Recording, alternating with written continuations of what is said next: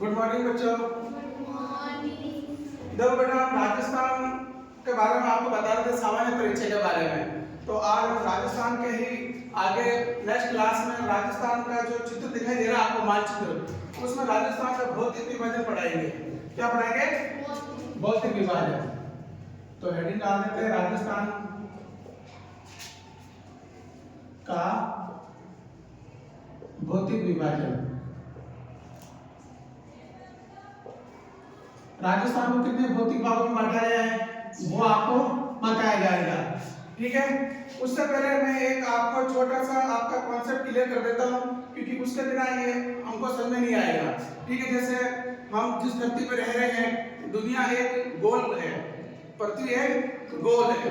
ठीक है, उत्तर ध्रुव दक्षिण ध्रुव से थोड़ी सी चपटी है और बीच में थोड़ी उभरी हुई है। आपको नेक्स्ट क्लास में, जब आप छोटी क्लास में थे तो आपको बताया था पृथ्वी का ग्लोब और अक्षांश के बारे में बताया था मैंने आपको। ठीक है, इसी क्रम को आगे रखते हुए मैं आपको राजस्थान भौतिक विभाजन पढ़ाने से पहले आपको एक महाद्वीपीय सिद्धांत बताता हूं मैं। वेगनर का महाद्वीपीय विस्तार सिद्धांत, वो समझना बहुत ज्यादा जरूरी है। वेगनर का महाद्वीपीय सिद्धांत, ये वेगनर, अल्फ्रेड वेगनर नाम था उनका पूरा, लेकिन ये वेगनर का सिद्धांत इस नाम से ही जाना जाता है। इनका पूरा नाम था अल्फ्रेड वेगनर। उन्होंने 9 जनवरी 1912 में सिद्धांत दिया था और ये प्रकाशित कब हुआ था? 1915 में प्रकाशित हुआ था। अब ये सिद्धांत क्या है वो मैं आपको बताता हूँ। देखो, जैसे हमारी पृथ्वी गोल है, ठीक है, पृथ्वी हमारी पहले एक इस रूप में है। सर्वप्रथम जब मानव की उत्पत्ति भी नहीं हुई थी, ठीक है, पृथ्वी बिल्कुल एक गोल थी। ठीक है, उसमें जो ये आप लोगों को मैंने पहले बताया था महाद्वीप और महासागर मैंने बताए थे। तो महाद्वीप कितने हैं अपने पूरे विश्व में? 7 महाद्वीप है। ठीक है, अब वो महाद्वीप अभी 7 है, लेकिन पहले 7 नहीं थे, वो एक ही ग्रुप में थे। ये ग्रुप मान लो, पृथ्वी बिल्कुल एक गोल में पूरा चट्टान वाला भाग था, बहुत बड़ा चट्टान वाला भाग था। ठीक है, उसके बाद में आपको पता है पृथ्वी के नीचे विभिन्न प्रकार की परतें पाई जाती है, ज्वालामुखी है ना, और ताप एवं ऊष्मा पाई जाती है, लावा पाया जाता है, जिसके कारण उसके क्या होती है, वो हलचल करती है, और जिसकी वजह से ये चट्टान क्या 2 टुकड़ों में विभाजित हो गई। ये 2 टुकड़ों में विभाजित हो गई। ठीक है, तो ये 2 भागों में विभाजित हो गई। उसके बाद में ये वाला भाग कहलाता है अंगारालैंड, अंगारालैंड, और ये कहलाता है गोंडवानालैंड।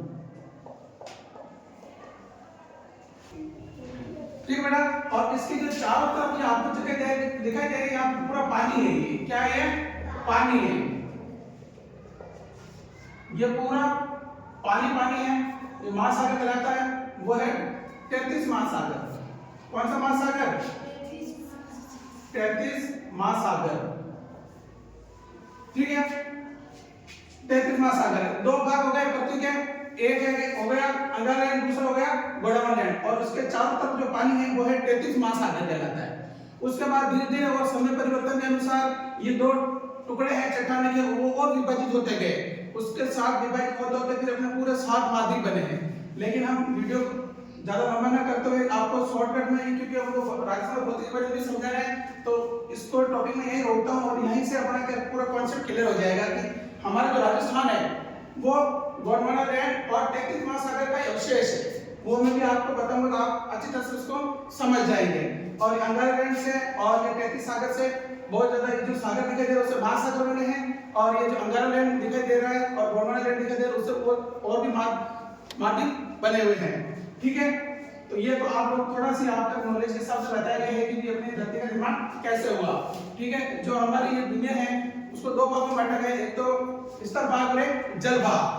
ठीक है, तो स्थल भाग और जल भाग, जल वाला भाग। स्थल भाग कितने परसेंट है पूरी दुनिया का? 100 में से अपन आंकड़ा निकाले तो 29% भाग स्थल भाग फैला है और 71% भाग पर जलीय भाग फैला हुआ है। जितना भी आपको दिखाई दे रहा है जल ही जल, तो 71% पर जल है। इसीलिए पृथ्वी को नीला ग्रह भी कहा जाता है कि पानी का कलर कैसा नीला ना, तो सबसे ज्यादा पृथ्वी पर क्या पाया जाता है? जल पाया जाता है, इसलिए उसको जलीय वाले भाग को नीला ग्रह भी इसलिए कहते हैं। स्थल भाग कम में 29% है। ठीक है, अब हम आ जाते हैं राजस्थान के ऊपर। विश्व से राजस्थान में आ जाते हैं। अब ये राजस्थान है, उसमें हम राजस्थान का जो भौतिक विभाजन पढ़ा रहे हैं, तो राजस्थान को कितने भौतिक प्रदेशों में बांटा गया है वो आप लोगों को थोड़ा सा बता देता हूँ यहाँ पे लिख के, फिर हम नक्शे में आपको अच्छी तरह समझाएंगे। राजस्थान का भौतिक विभाजन,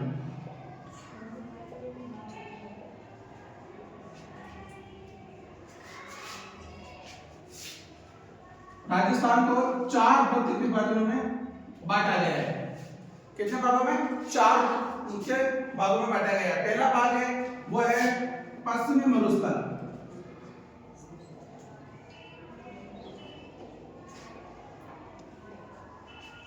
दूसरा है अरावली पर्वतमाला, अरावली पर्वतमाला,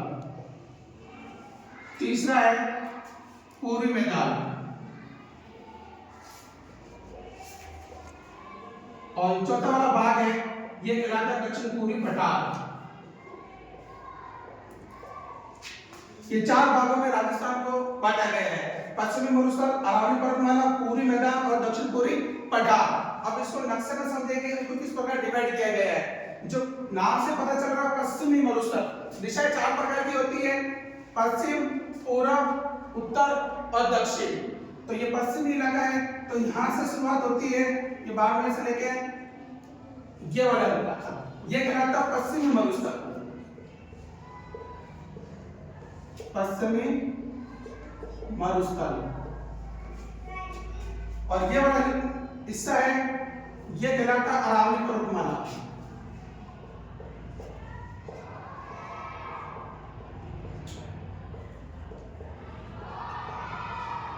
उसके बाद में ये वाला जो हिस्सा बच जाता है